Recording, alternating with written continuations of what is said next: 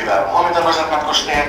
Kapteeni Eriksson miehistöineen toivotaan teidät tervetulleeksi Eckerölainen MS Finlandialle. Arvioitu saapumisaikamme Tallinnaan on kello 11.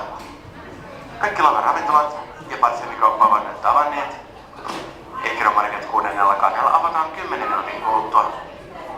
Tupakointi on sallittu ainoastaan ulkokansilla. Oleskeluauto kannella on matkan aikana turvallisuussyistä kielletty.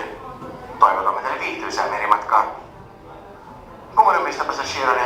Kapten Eriksson och hans besättning hälsar er välkomna ombord på Eckerölainen MS Finlandia. Vår beräknade ankomst hit till Tallinn är klockan 11. Samtliga restauranger och parfymbutiker nu till er service. Eckerö Market Fabric 6 öppnar om 10 minuter. Rökning är tillåten endast på ytterdäck.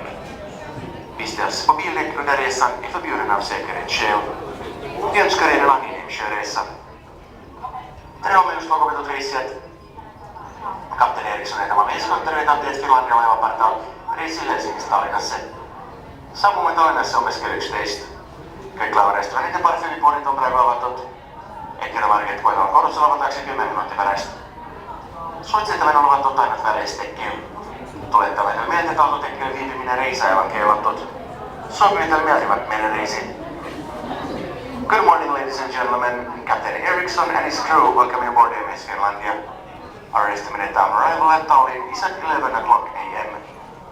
All the ship's restaurants and perfume store have now opened. Eckerö Market on deck 6 will open in 10 minutes. Smoking is only allowed on the outdoor decks. We would like to remind you that passengers are not allowed on car during the voyage. We wish you a pleasant crossing.